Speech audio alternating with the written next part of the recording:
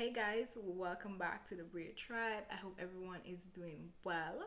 My name is Sashoy, and today we're going to be talking about different steps to get out of debt quicker. So, if you're just finishing school and you're trying to figure out how to pay off your student loan, or you've been paying it off for a while and you're just trying to get out as fast as possible, or you have any other personal debt, then this is definitely the video for you. So stick around and remember to like, share, and subscribe. So before I start, I want to make it clear that some debts are good.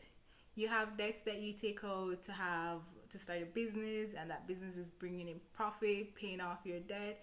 And you have debt like having a mortgage for a place that you rent out, and that's bringing you income, and that in turn pays your debt. So you have good debt and you have bad debt. Bad debt is when you're sinking in interest rate and you're just not getting any form of income from it. It's just depreciating and it's a liability, basically. So the first step is to get a complete overview of your debt. It's important to have a clear understanding of the types of debt you have, again, whether it's student loan or credit card, personal loan. So start by writing this down: the type of debts you have, whom you're owing, the monthly minimum payment, and the interest rate on that debt. Okay, so your second step is figuring out how much to pay monthly. And if you've been following me and you have been tracking your expense, then you'd know how much money you have to allocate to debt. And this allocation isn't just the minimum payments, right? It's also like excess money that, well, not excess money, but money that you were able to trim from other departments so that you can put it into debt repayment. After you've written down all your debts, you know exactly how much you owe to whom, and you've trimmed your budget and you see how much money you have to allocate to debt paying, then we move on to the third step, which is picking a payment method. So there's two methods, you've probably heard of them before.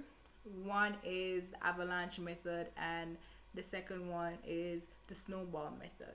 So we're going to dive into those methods using examples as well, so that you can figure out which method works best for you. So the first method we're going to be looking at today is the debt avalanche method. So this method focuses on paying off debts with the highest interest rate first.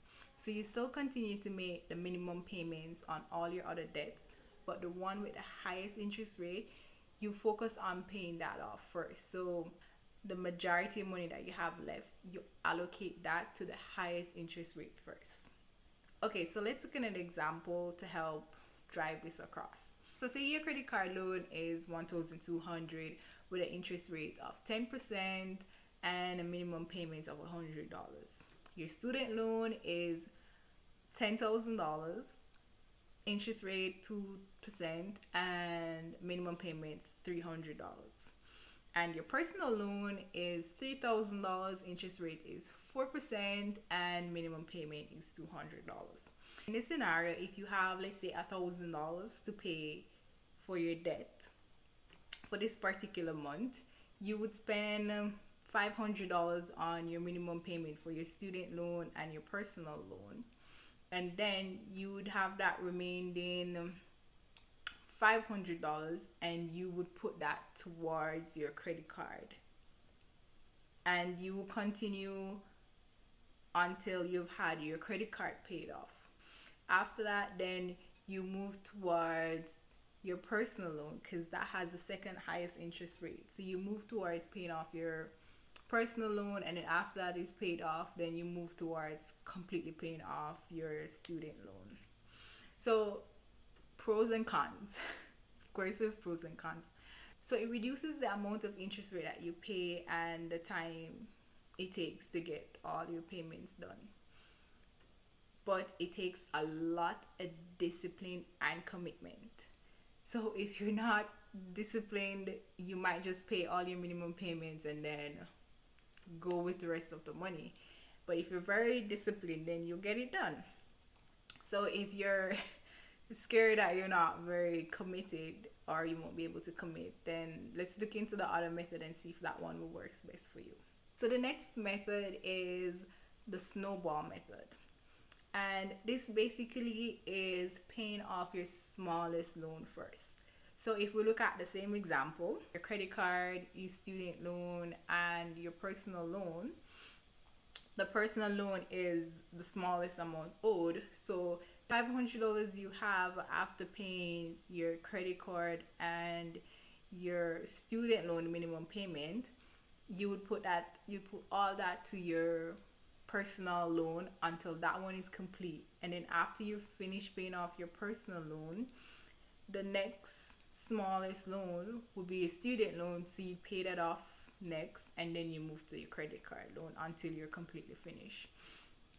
So this method, it can create a sense of accomplishment. So if you're one of those person who like to tick that, you have that to-do list and you like to tick it off, yes, it's done, this method would work great for you because you have a faster sense of accomplishment where, okay, you're able to pay off the smaller one faster than the one with a higher interest rate. So you'll get that motivation to keep going. The downfall is that you end up paying more interest rate and it takes a slower time to get it all paid off. But at the end of the day, you'll get it paid. So if you're serious about tackling your debt, choose which method works for you, which method you are going to stick to, and which method is best for your situation. I personally like to feel like I'm accomplishing something by getting something done and that's off. I don't have to worry about it again.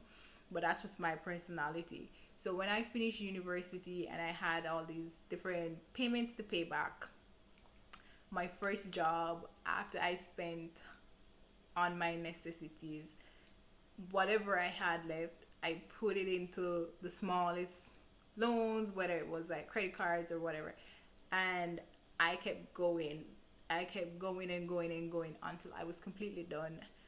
And it worked best for me because when I finished paying one thing off, I felt like, okay, I'm getting somewhere. And it just motivated me to keep going. So enough about me. The fourth step is to track your progress. It is easy to lose motivation or feel overwhelmed. So be creative. Find different ways to help you to stay motivated. You can put it on your fridge or put it somewhere where you're going to see every day that January, $500 paid, $500 to go. February, $100 paid, $400 to go. March, 300, and so forth. Just find some way to motivate you so you see that you're making progress, you're doing good. It's not like you're paying all this money, you don't know if your loan is going anywhere, you don't know if you're getting out of debt. Track your progress, watch it, have a constant reminder that, hey, you're doing this and you're doing great. Every dollar added towards paying off your debt counts. Look at it, constantly look at it and just keep going. You're almost there. Thank you guys for joining me on another video. I hope it was helpful. See you in the next one.